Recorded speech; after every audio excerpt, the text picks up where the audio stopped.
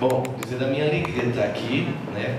O Paulo sabe como foi, eu liguei ontem, topa amanhã, porque a minha vida está uma loucura ultimamente, então quando eu vi que eu ia chegar no Rio 4 da tarde, eu percebi que daria tempo, porque geralmente eu chego à noite, meia-noite, então nunca dá tempo a fazer uma palestra. Quando dá tempo eu sempre faço um esforço para fazer, e é uma alegria muito grande estar aqui, né? A gente entra numa casa espírita e vai sentindo a energia do ambiente, vai sentindo o lugar, o acolhimento, a alegria. E embora a gente não se conheça pessoalmente, o fato da gente compartilhar essa crença no Evangelho, essa doutrina tão amorosa para a gente é meio que íntimo, né? Sei que muita gente diz assim que lava a louça me escutando, passa roupa me escutando, né? Aí uma vez uma senhora disse que dormia comigo, aí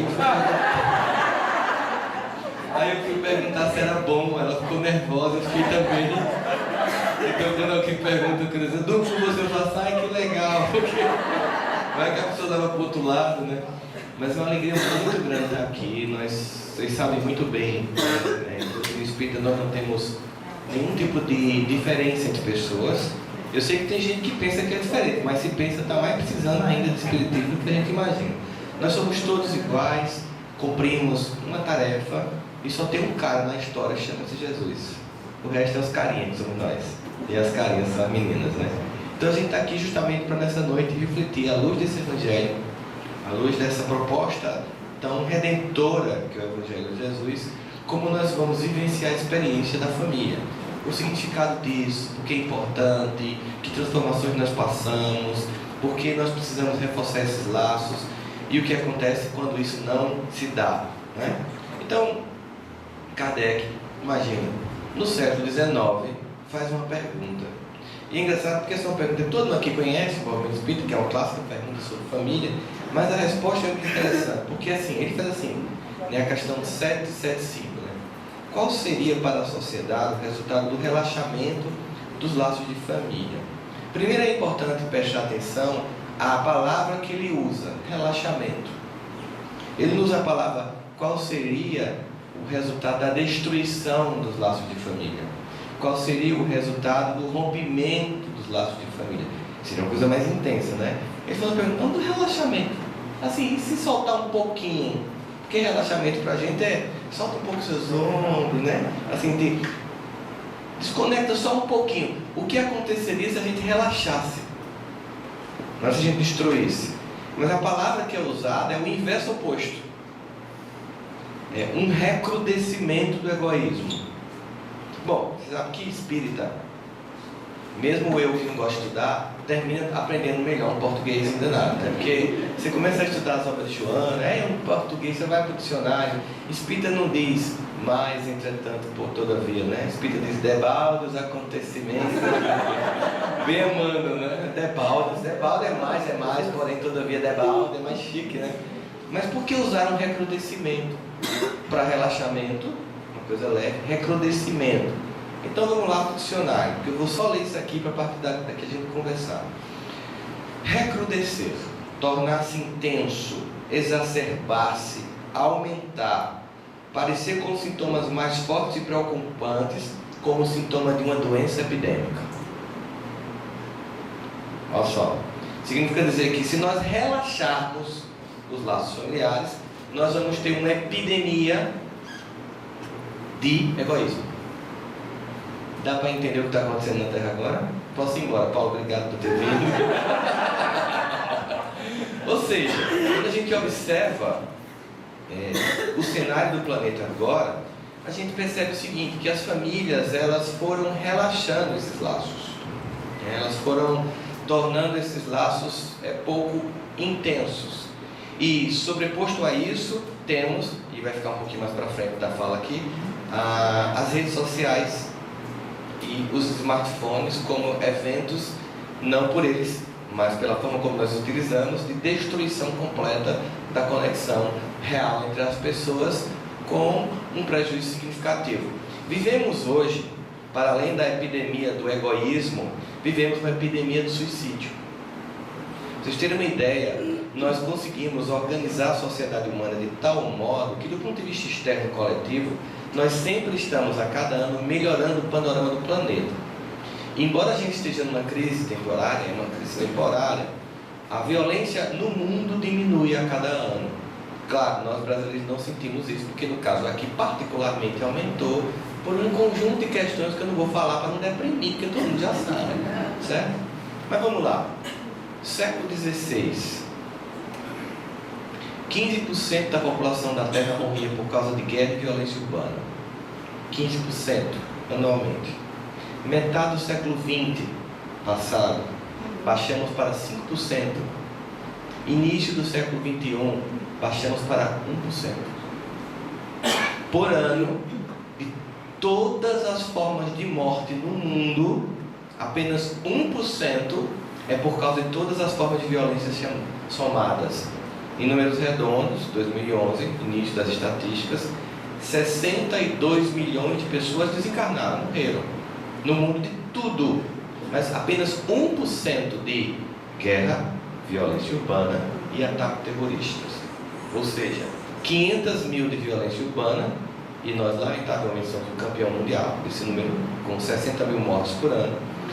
Temos 117 mil por causa de guerra e 3 mil por causa de ataque terrorista.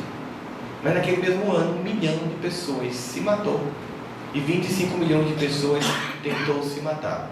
Se a gente colocar um gráfico aqui, a gente vai chegar à seguinte conclusão: é mais fácil alguém morrer no quarto do que numa rua em Bagdá. É mais fácil alguém morrer sozinho, se sentindo menor, se sentindo abandonado, se sentindo incapaz, se sentindo desvalido, não se amando, se sabotando, se autodestruindo, do que comprando crack na periferia do Rio. Nós temos mais riscos dentro de nós do que fora de nós. E isso tem a ver com o relaxamento dos laços de família. Vamos entender como é que isso aconteceu.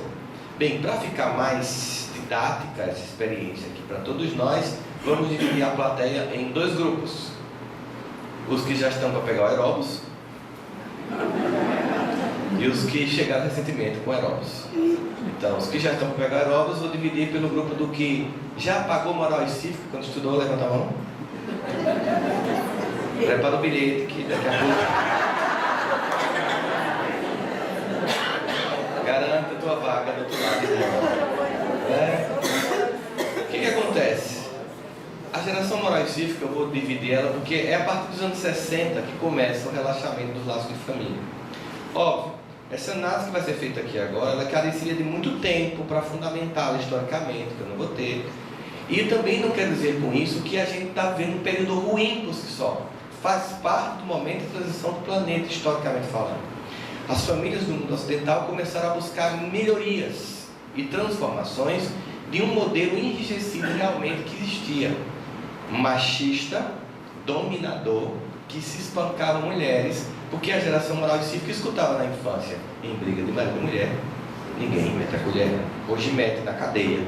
Tem lei para isso. Maria da Penha, delegacia especializada. Ou seja, nós organizamos institucionalmente proteções ainda longe do ideal, mas bem melhor do que no passado. Entende isso? Bom, mas é claro que essa busca por melhoria começou a questionar o modelo familiar. Essa família do passado, ela tinha virtudes e tinha defeitos. Os defeitos eram muito machismo, muita agressão, distância entre pais e filhos, pouco diálogo, famílias numerosas e muita pobreza material. Por exemplo, a geração moral e cívica sabe que a grande variação de tênis que nós tínhamos no Brasil era conga, que chute e bamba. Não é isso? Conga, aquele bichinho que já nascia liso, já comprava liso e escorregava no colégio. Eu tinha uma amiga minha que dizia: meu conga é tão liso, Rosana, que então não é de embaixo, coloca assim, por sensibilidade tátil, eu tinha que secar o coroa. Tão liso que era o meu conga, né? O que chuta aquela coisa fedorenta, preta, de pneu. Minha mãe fazia tiro lá fora, quando eu chegava no colégio, né? E nós tínhamos uma privação material, nós passávamos muita necessidade. Nós tínhamos famílias que eram numerosas, vínhamos do interior, né? Você vê que a gente era tão carente que a gente teve a ideia de botar uma tela azul numa TV preta e branca com a crença de ficaria colorida. E a única coisa que nós queríamos foi dos esgotos, ficou azul, né? Mas essa família, ela tinha também coisas que funcionavam. Ela tinha disciplina, tinha ordem, tinha respeito. No entanto, do ponto de vista histórico, toda vez que um modelo começa a ser questionado, ele começa a ser questionado em tudo. Então vamos chamar essa família anterior aqui de família Tese. Essa família Tese começa a ser atacada para criar a família Antitese ou Antítese. Uma família que há mais diálogo, em que tem menos filhos, em que tem mais poder financeiro, em que as pessoas saíram dos interiores e foram para as capitais, houve um deslocamento social, entende? Mas essa família exagerou, porque essa família aqui foi o seguinte: essa galera ralou,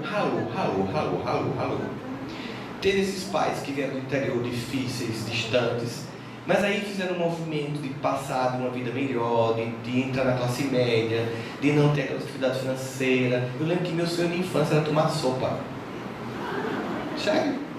Sopa foi a coisa mais sofisticada do mundo, né? Eu todo dia jantava biscoito creme crack com café, tomava biscoito creme crack com café no café e almoçava arroz com ovo. Então para mim sopa era uma coisa altamente sofisticada, que tinha carne dentro. Simples assim. Qual é o objetivo? Vamos nos deslocar socialmente. E quando a gente chega lá, aí você faz o seguinte: faz um retrospecto da sua vida e pensa assim: sabe, quando eu tiver minha família, meus filhos não vão passar pelo que eu passei. Embora essa ideia tenha sido colocada com a melhor das intenções, foi a pior das ideias que nós tivemos. Porque nós esquecemos de uma coisa muito fundamental, que foi exatamente porque passamos pelo que passamos que nos tornamos quem nos tornamos. Porque essas privações nos motivaram a conquistas. Mas nós saímos de um modelo que era uma família quartel e fomos para uma família hotel, com variação de motel em alguns casos. Então saímos de uma família altamente repressiva para uma família altamente permissiva. Só que quando você compara os dois modelos, e tem um conjunto gigantesco de pesquisa no mundo hoje, quando você compara os dois, você percebe que esse modelo, apesar de traumático, é mais eficiente no resultado final. Por quê? Porque o esforço gera desenvolvimento na pessoa. Naquela época, os pais eram assim, não porque eram ruins, eram o que podiam ser. Boa parte da maturidade de um espírito quando encarna é aceitar o mundo como é, e não a revolta de querer que o mundo fosse diferente. Romanceando, eu queria uma família diferente, queria um pai diferente, um marido diferente, um emprego diferente. Vai passar a vida com um sentimento chamado ingratidão, sem desenvolver uma coisa chamada humildade, aceitação plena do que tem para modificar. Toda vez que você olha para a vida e diz não, é como você dizer assim para Deus: não gostei do projeto. Então, combinado, papai do céu, não gostei do projeto, eu não achei legal. Beleza. Aí Kardec pergunta aqui, ó, questão 258. Dorme com essa hoje. Na espiritualidade, antes de começar uma nova existência corporal, o espírito tem consciência e previsão das coisas que acontecerão durante sua vida? Resposta: ele mesmo escolhe o gênero de provas que vai passar. Nisso consiste o seu livre-arbítrio. Hashtag aceita que dói.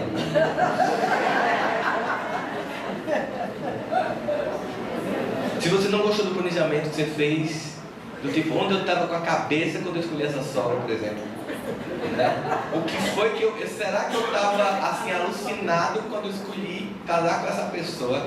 O que aconteceu? Foi uma escolha.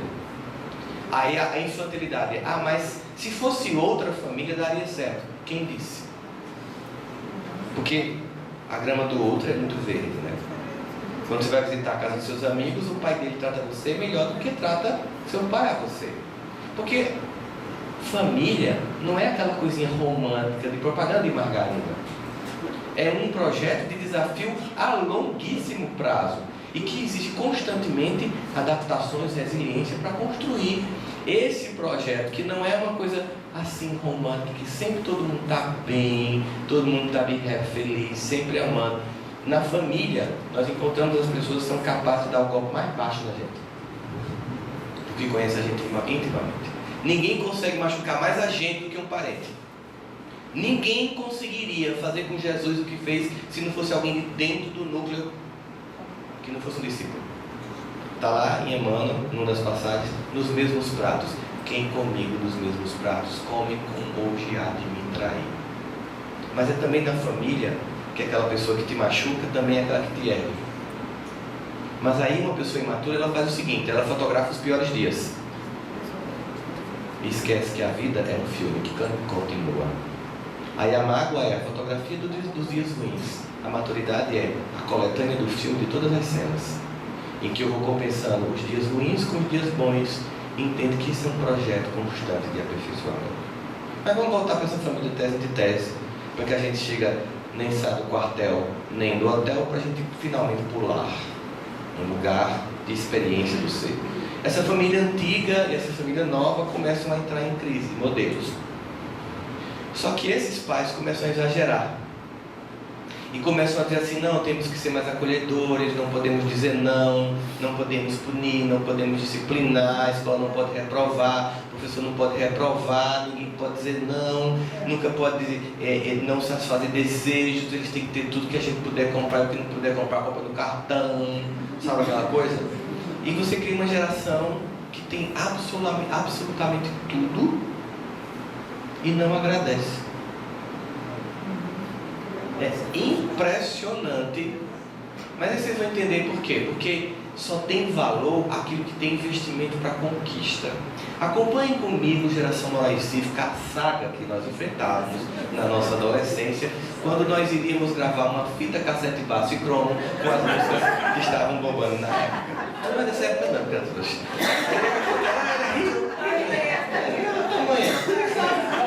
Fita cassete é um negocinho que não tinha som 3 em 1. Então a gente pegava um gravador, ficava na frente de uma rádio FM com o botão no REC Play a tarde inteira, a ponta de uma lé, do dedo ficar duro, teso, esperando a tarde inteira passar a música que a gente queria. E tinha que decorar os acordes iniciais, porque não pegava a música depois, porque ficava feio. Quando começava, a menina que ela fazia, ei, você tá dentro.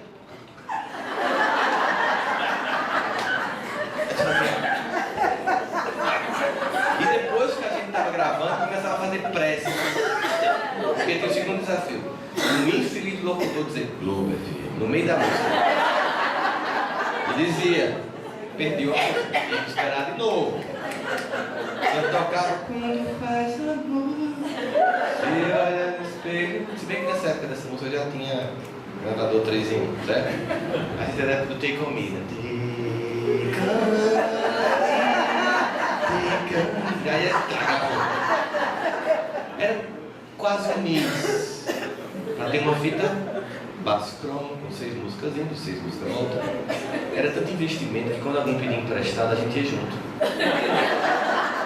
Quer escutar? Vamos, mas você ia escutar uma pessoa e trazia de volta. Quando ela quebrava, você, como neurocirurgião, abria, colocava de volta, fechava, pegava a caneta bem cristal e combinava.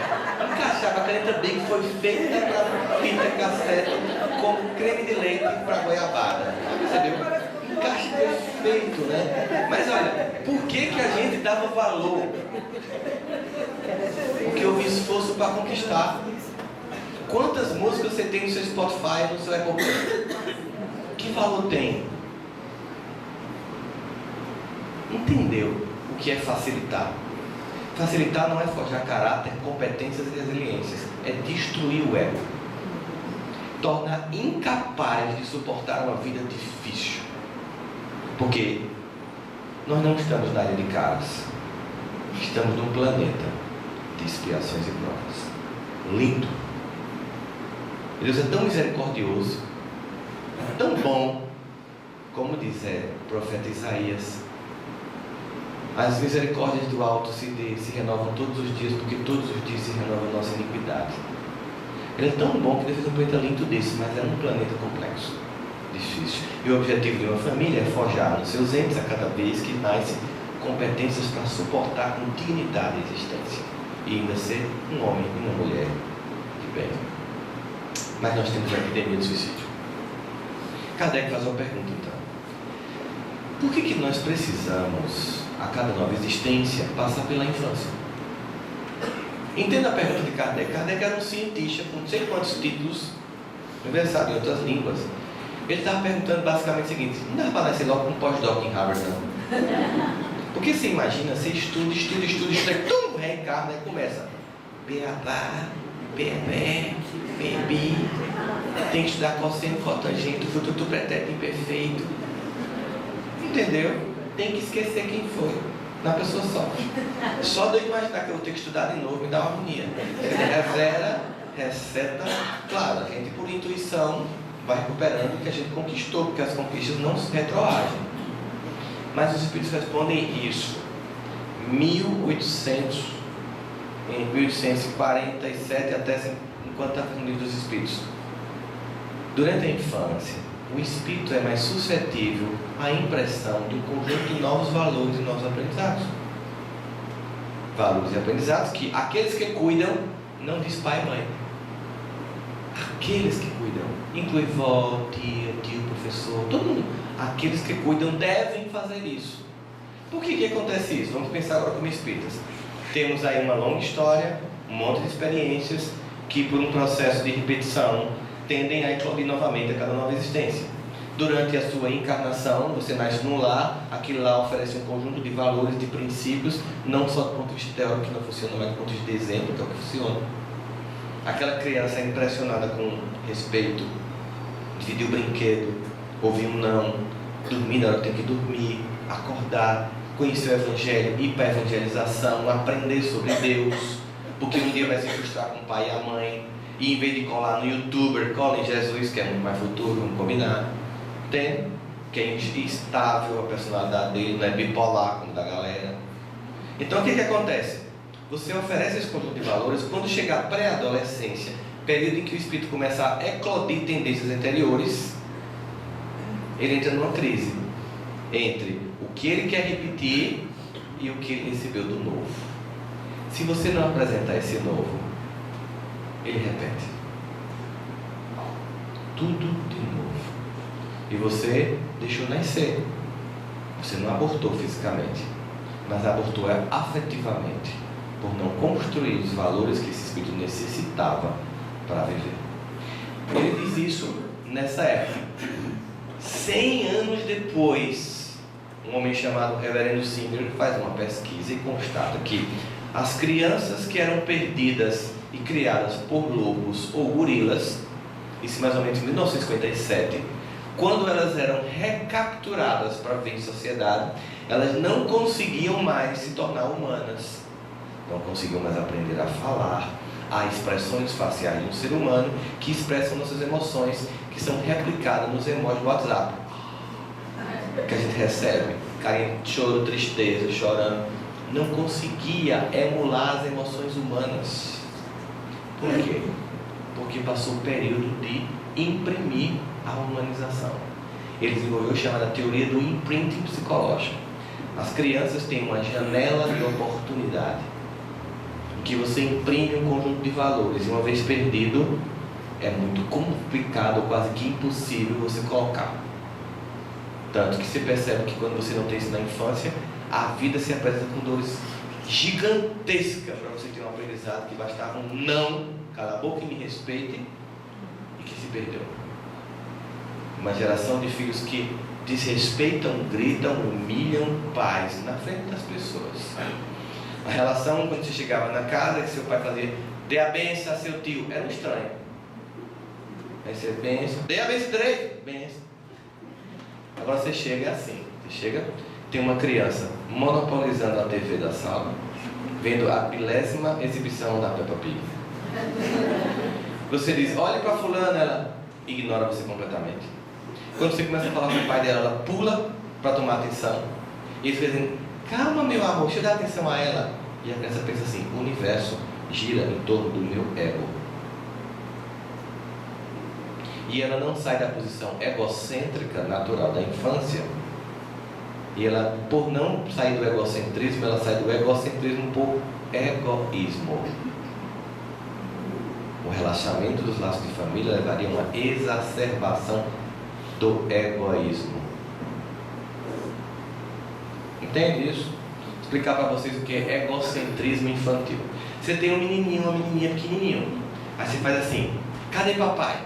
Aí ela olha, aí você se esconde. Aí você faz, aí ela, kkk, papai apareceu. Por que ela acha que você sumiu e apareceu?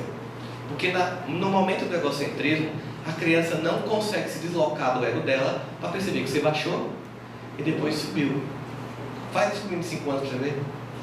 Ele faz, você é idiota? Você baixou. Mas veja, é preciso desenvolver a posição egocêntrica natural da criança para a posição empática. Que é olhar o outro, perceber a dor do outro, se colocar no lugar do outro, se perguntar, não é hora de eu ceder para você? Não é hora de eu desligar para o pai ver TV? Aí você sai daquela família em que tudo era para os pais. Família geração lá, você fica sabe, frango, coxa e peito, pai e mãe, sem negociação. E numa hierarquia do frango, o irmão mais velho comendo as partes mais nobres, eu sou o caçula, especialista em pescoço e pé. Meu objetivo é subir na escala social para comer a coxa. Entendeu? Para isso tinha que bancar o frango. Para bancar o frango tinha que trabalhar. Mas para trabalhar tinha que fazer uma coisa que eu odeio.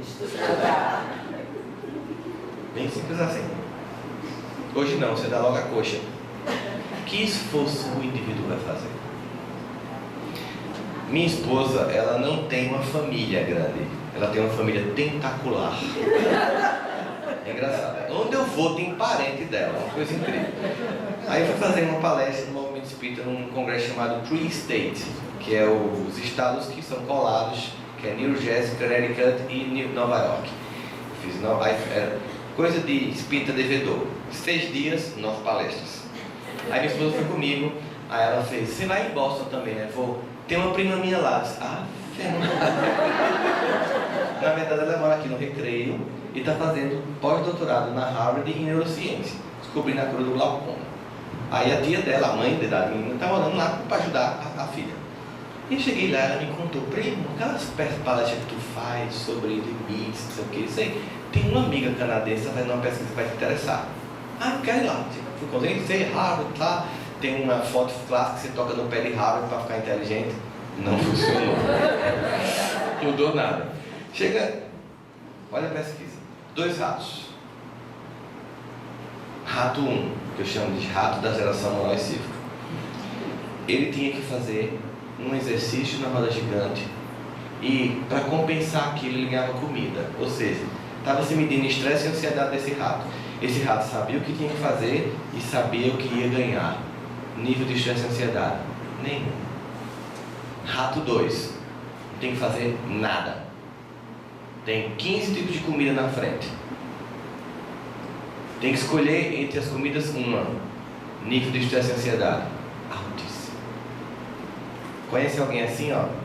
Você tem Netflix, Xbox, iPhone, roupinha de marca, vai para Disney, cloud em inglês, vai para o shopping, faz academia, tem TV por assinatura, e quando a pessoa uma coisa faz, ai mãe, que saco. E de quem é a culpa?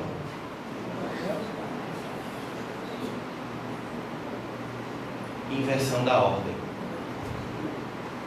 Quando você inverte a ordem, você desestrutura o ego do indivíduo. Tinha 14 anos.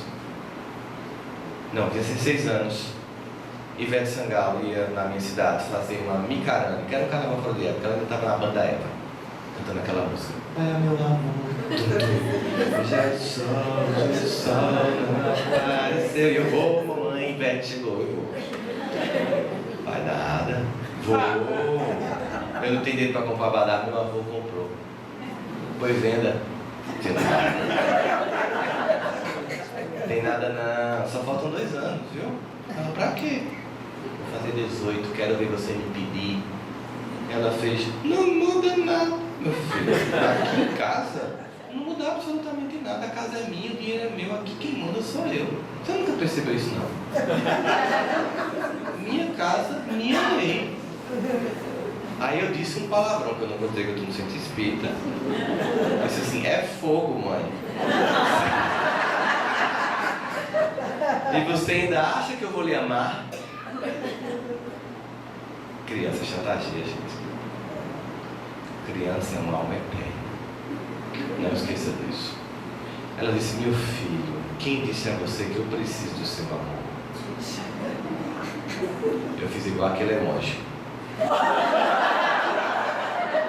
Mãe, você não quer o amor? Não diz isso. O amor é uma escolha madura que eu fiz. Eu amo você perdidamente. Nada do que você fizer muda isso. Se um dia você for preso, meu filho, sabe quem vai visitar? Euzinha. Porque eu amo você. Se você vai me amar um dia, só o futuro vai dizer. Para hoje, eu quero uma coisa. E que fique bem claro. Respeito. Estamos entendidos. Bati a porta do quarto, passei 7 dias sem falar com ela. Ela passou um mês sem falar comigo. 32 dias depois eu implorava. Ela não desceu na condição de guri para brigar comigo. Ela ficou no lugar dela. Aí eu voltei. Mãe. Naquele ano, 16 anos, eu passei no vestibular de medicina, ou de psicologia. Estudando lá, escala das emoções. O amor é o sentimento mais sofisticado da experiência humana e, como tal, exige um tipo de abstração psicológica que somente a idade madura pode oferecer. Mas, para ele acontecer, ele precisa de precondições afetivas, de tal modo que você só venha amar o objeto que antes foi objeto do seu respeito e de sua admiração, como se fosse pré-requisitos de uma cadeira de universidade. Ninguém paga cálculo 3 em engenharia sem antes pagar cálculo 1 e cálculo 2. Ninguém ama quem antes não respeita e não admira. Entenda a ordem das coisas. Os pais do passado, vocês lembram deles perguntando assim: meu filho, você me ama? Ou bem seguro com a resposta, com medo da resposta: ama mais a mamãe ou o papai? Vocês lembram disso? Lembra dessa historinha? Você pergunta? Nunca se preocuparam em ser amados. Jamais se permitiram ser desrespeitados. E com isso conseguiram o amor e o respeito. Invertendo a ordem, os pais de hoje querem se fazer amar e não sabem se fazer respeitar. E lamentavelmente, no final das contas, não conseguem nem o amor, nem o respeito. Mas pior não é isso. É que destroem a capacidade daquele indivíduo, daquela menina e daquele menino, de viver a vida, de suportar não, de entender que a educação é um processo constante de repetição daquele que entende que educar uma alma exige constantemente atenção redobrada. Emmanuel nos diz que educar é a arte de ensinar, esperar e repetir. Não deu certo? Ensina novamente, espera novamente e repete. Minha mãe era a rainha da repetição. Não sei como são as mães cariocas, mas as paraibanas são dramáticas, teatrais. Ela tinha 3 níveis de teatralidade comigo. Um dia eu cheguei: mãe, você não cansa não? Ela: de quê, meu filho? Todo dia me dizia as mesmíssimas coisas. Ela disse: acredite, cansei no 2º dia. E por que não para? Você não muda? Não gosta não, detesta. Muda que eu paro. E ela fazia de forma teatral: tira essa toalha molhada da cama, pelo amor de Deus. Desliga este computador e faz alguma coisa que preste na tua vida. Eu não aceito uma nota dessa, você só faz estudar. Desse jeito. Arruma a casa uma vez, lava essa louça, bota o prato na pia pelo menos. Você acha que eu sou empregada? Quando não funcionava, ia para o nível 2. Você quer que eu morra? Eu vejo ela ter um AVC nessa casa. Um dia você vai chegar e vou estar estirada aqui, ó. Morta. Quando não funcionar, ia para o nível 3. A abdução. Eu queria sumir. Eu queria desaparecer. Foi meio longe de casa. Mas será que você ia sobreviver sem mim? Nem isso que acontece.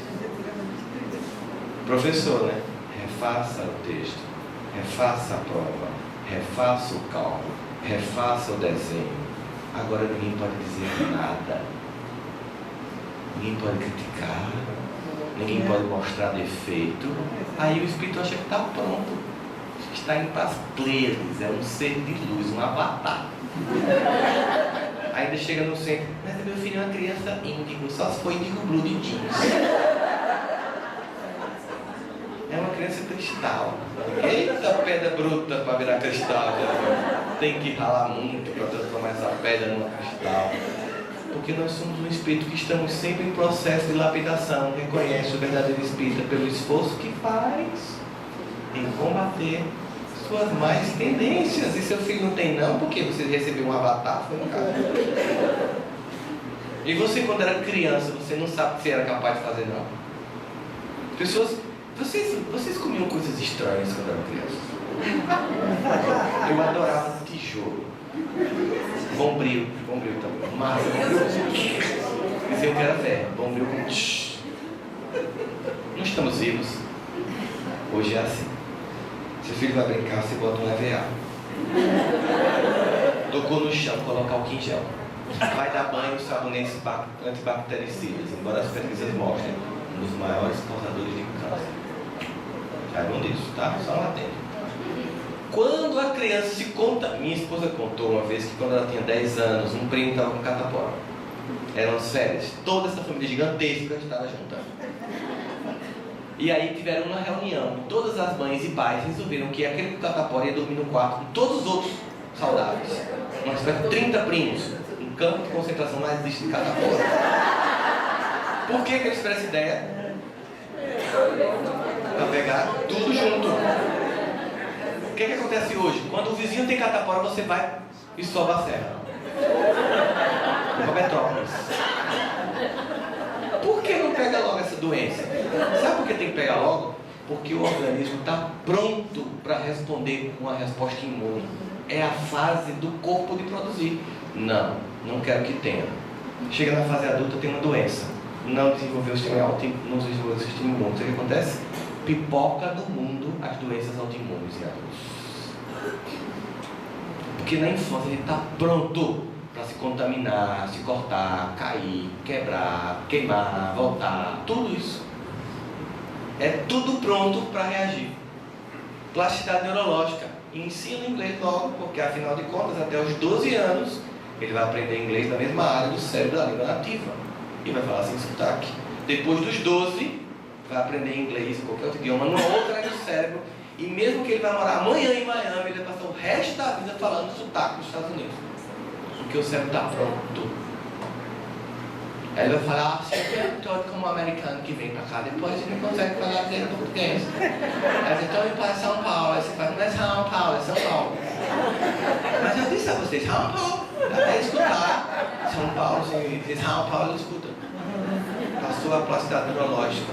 A infância é período propício para o espírito receber novas impressões. Aprender. Não. Agora é nosso momento. Vá dormir.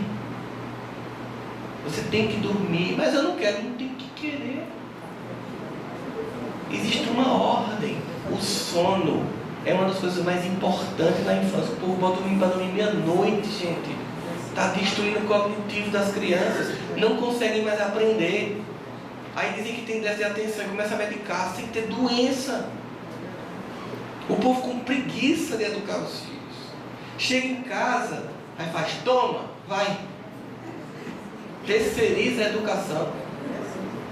Smartphones, telinhas luminosas, antes de dormir, inibição de 50% da melatonina.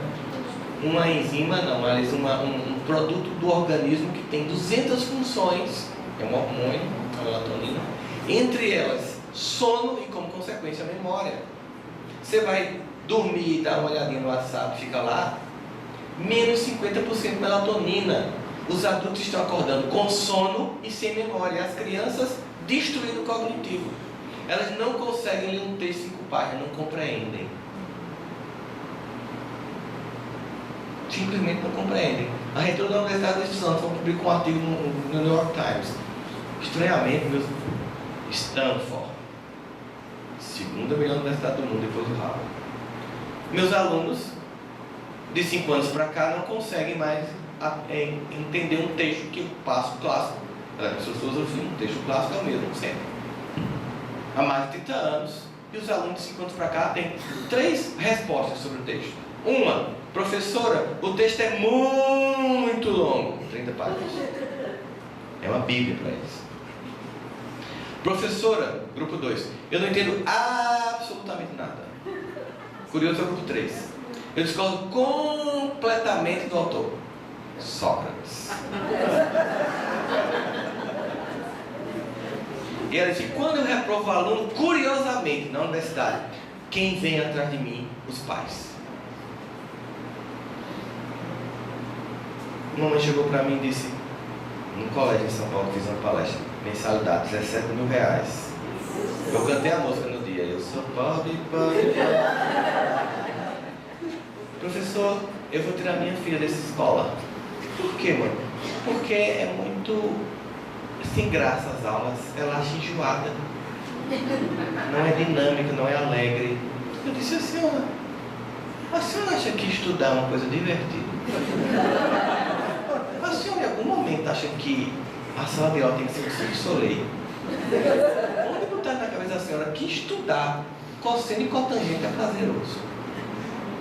Quem foi que disse para a senhora que o professor tem que ser um palhaço para o seu filho se divertir? Isso aqui é um lugar de desenvolvimento cognitivo. Tem coisa mais desgastante do que aprender. Aprender é irritante. Quer que eu faça uma pesquisa aqui? Posso fazer qual? Presta atenção. Quem aqui ama estudar? Sinceridade. Olhem ao redor. Quem levantou a mão? Olhem ao redor. Olhem. Quem aqui estuda porque é o jeito? Quem aqui, se pudesse, não estudava? Ou seja, a maior parte de nós, espíritos trevosos, a gente estuda ou porque não gosta ou porque é o jeito. 1%, 5% gosta de estudar. Aí você quer que a escola seja prazerosa, fica chegando para os professores: dê uma aula mais dinâmica. Aí eu digo pro professor: diga aí assim, seja um pai mais dinâmico. Porque quando ele começa a pedir mais, o senhor dá um celular para acalmar. Deixa ele no touchscreen. É uma geração que tem tudo, não escuta não, tem que ter prazer o tempo inteiro, tem tédio o tempo inteiro e se mata por qualquer coisa. Por quê? Porque não foi construído um ego capaz de suportar o mundo. Não se desenvolveu resiliência. Me dê esse capinho, por favor, aqui. Para ficar bem claro o que é resiliência para vocês. Um conceito da física que mostra que os corpos materiais, eles têm um nível de suportar pressão. Imagina essa pressão que eu estou fazendo aqui no copinho como um trauma. O trauma vem, a vida difícil, tal, perdeu o emprego, não passou no concurso, levou um chifre e voltou. Passou, rezou, tomou passe, fez tratamento, né? Se eu desenvolver capacidade, a pessoa suporta e volta. Se ela não tem resiliência, acontece isso aqui, ó. Primeiro não da vida, geração narcísica. Quando a gente era traído, ou ninguém queria ficar com a gente, ou aquela menina que a gente amava, não sabia nem que a gente existia, o que a gente fazia?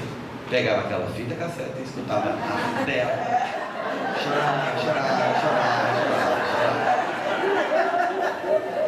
E quando em algum momento de muito ódio a gente tinha vontade de que alguma coisa acontecesse de morte, era a morte de quem? Vai morrer carbonizado, coisas terríveis, eletrocutado na tomada, não é? Nunca a gente pensava em se matar. Hoje essa é a primeira opção. Por quê? Porque não ouviu não se contaminou, não criou anticorpos, não respeitou o outro, não desenvolveu empatia, não respeita pai e mãe, não sente segurança, passa a seguir youtubers, personagens de zumbi, de Walking Dead, não sei o que lá, aquela coisa todinha, atrás de gente que não existe, porque pai e mãe não inspira mais, porque perderam o lugar. Aí você tem pessoas que estão na sua casa com 40 anos, consumindo a sua aposentadoria,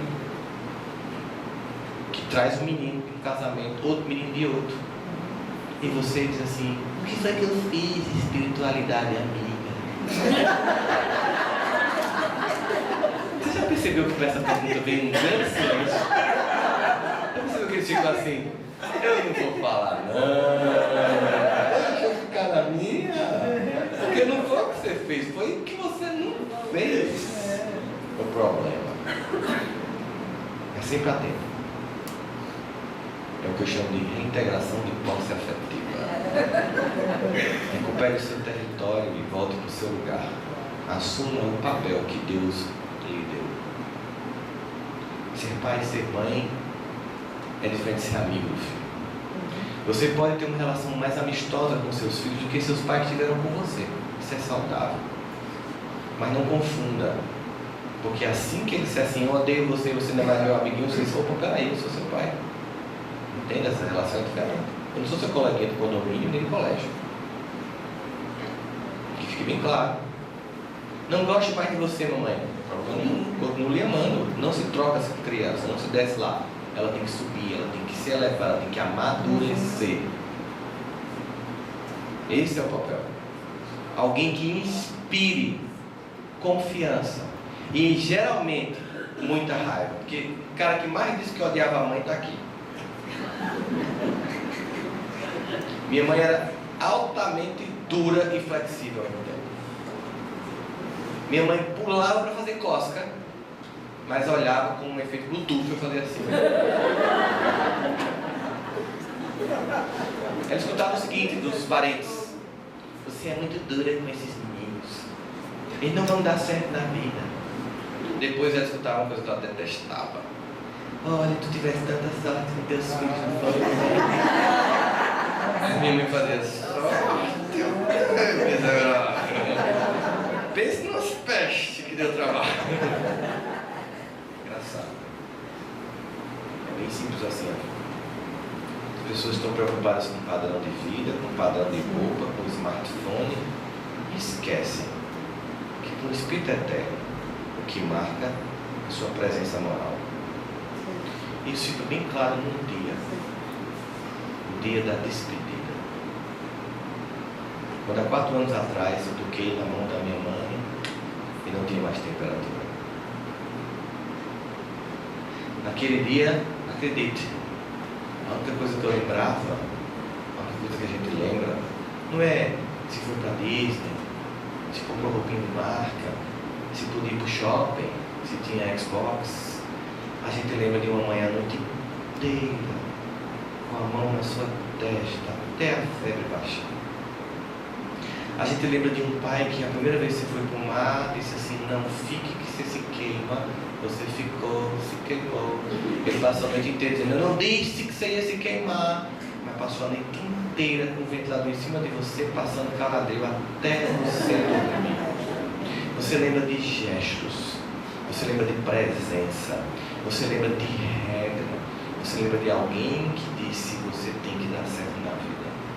E eu vou fazer um esforço para você ser melhor que eu. Eu não vou ser omisso e agradar, eu vou te fortalecer. Naquele dia você quer ouvir mais um Deus te abençoe. Mais importante que naquele dia, eu até fiz uma palestra 8 dias depois, que está na internet, não existe a Deus, somente até logo. Naquele dia eu lembrei de tudo o que ela me ensinou e do quanto ela repetiu. E naquele dia eu lembrei da música de Maria Gadu, que ela fez para a avó dela. De todo o amor que eu tive, metade foi tu que me deu, salvando minha alma da vida, fazendo o meu eu. Se queres partir e ir embora, né? A gente não quer mais de acho, tem que querer. Mas olha, teu rebanho está pronto, pode ir. Eu lembro que quando minha mãe teve o diagnóstico de lúpus, meu avô, na mesma época, o pai dela teve diagnóstico de Alzheimer. Minha mãe não podia cuidar do meu avô e eu, para compensar, cuidava do meu avô. E lembro muito bem do processo todo, né? Aquelas fases de um doente terminal, com Alzheimer, ele vai esquecendo das coisas. Tem as fases punks, quando ele achou que eu era amante da minha avó, que ele foi punk essa época. Depois que ele achava que eu roubava ele o tempo todo, também foi punk essa época. Aí ele vai adoecendo, o violão que ele me deu e me ensinou a tocar as valsinhas que ele conquistou minha avó, que é mais velho do que eu, porque tem os dedos dele entrando de tanto que ele tocou. Ele não conseguia mais tocar, não conseguia mais fazer as poesias dele. Aí ele vai para uma cama, aí começa a ter escara, aí o médico diz, compra um colchão de ar, aí você compra um colchão de ar, mas da escara no cóccix você compra uma almofadinha de água, depois você tem que passar óleo de girassol, hidratante na pele, mas chega um momento que vai ainda mais, vai entrando com uma criança que vai, tipo, sabe, a história de Burn que vai ficando uma criança, e aí chega, não consegue mais deglutir, você tem que passar uma sonda nasogástrica, e aí primeiro ele puxa e rompe o esôfago e vai para a UTI. Aí quando ele volta para casa, o médico diz, infelizmente, você precisa amarrar seu avô. Aí você pega seu avô, que lhe criou, que dá você no colo, por mais delicado que seja o laço, ele está amarrado, ele diz, foi o que eu fiz, que crime eu cometi? E você sabe que é por bem dele. Ele vai sumindo, aí tem fralda, você troca a fralda. Geralmente, os parentes, a maior parte, não fazem absolutamente nada, só fazem criticar, não colaboram com nada, só fazem criticar. É quem mais chora no dia, culpa, né? Pela omissão. E a pergunta é, por que eu limpei as fraldas do meu avô? Segunda pergunta, os filhos que vocês estão criando, se um dia você precisar, vai limpar sua bunda? Ou são muito egoístas? De quem é a culpa? Não sai daqui com esse sentimento de culpa. O Joana de Anjos nos diz, sai daqui com responsabilidade desse quadro, pelo bem dele, não é pelo seu. Porque um dia, se você não forjar nesse homem e nessa mulher, um homem capaz, uma mulher capaz de viver e servir, vai ser um egoísta. E vai casar com um egoísta. E vai ser um inferno. E vai sobrar para você. Porque não cumpriu o seu papel. Para hoje, respeito. Para hoje, obediência. Para hoje, disciplina. Amor. Só vem depois. Quando a gente está estudando e o professor dá uma aula mais cedo, termina mais cedo e conta piada, a gente adora. Mas quem faz a gente passar no concurso é aquele que começou na hora, terminou na hora e ministrou o conteúdo. Assim é um pai e uma mãe responsável. Não se preocupa com o prazer de hoje, mas com o resultado futuro. Porque nós estamos aqui para nos transformar em homens e mulheres de bem. Toda vez que eu saía para dar palestras, a minha mãe dizia, Deus te leve, te transforme em um homem de bem para a honra e glória dele. No terceiro dia, eu tinha que ir para Portugal. Um dia depois do velório dela, eu cancelei, obviamente, a viagem. Mas a vida seguia, eu tinha que dar uma palestra na empresa e saía. Sempre que eu saía, ligava para minha esposa e para ela. Liguei para minha esposa e liguei para ela. O telefone tocou e eu disse, por que ela não atende? Aí quando eu lembrei, ela não vai atender. Mas eu escutei. Por memória, Deus te transforma em um homem de bem para a honra e glória dele.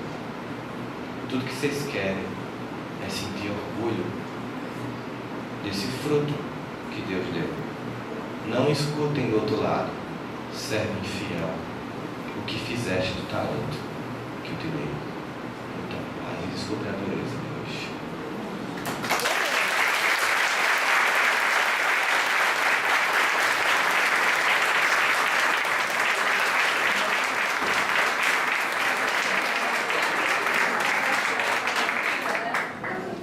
Final aí para a gente se harmonizar. Vamos fechar nossos olhos e pensar em tudo aquilo que nos traz calma, que nos traz sensação de paz. Imaginando este lugar como o Rabi da Galileia e no sentimento de entrega, como Davi, encantado, pedindo, Senhor, eu sei que tu me sondas, sei que me conheces, mesmo quando faltam em mim palavras, conheces o meu pensamento. Sonda meu coração, Senhor, vê aquilo que me atinge, mas nessa noite especial, cuja temática foi família, me ajuda a recuperar aqueles que eu não perdi. Porque antes de tudo são filhos de Deus, que me deu a incumbência de educá-los, que eu volte para o papel que eu perdi, que eu assuma esse lugar sabendo que vai ter conflito, mas conflito com o objetivo amoroso, pedagógico, de forjar nos filhos as competências e a moral para se tornar um homem e uma mulher de bem. Abençoa, Pai, a família de cada um de nós aqui representadas por nós. Abençoa, Pai, a todos aqueles que antes de nós vieram aqui e transformaram nossa vida mais leve. A todos que na espiritualidade estão conosco também trabalhando em sintonia com a transformação deste mundo, um mundo melhor. Som do coração de cada um de nós, vê as dificuldades que cada um de nós enfrenta e nos ajuda a passar pelos desertos para encontrar o oásis do Teu amor e da Tua misericórdia infinita.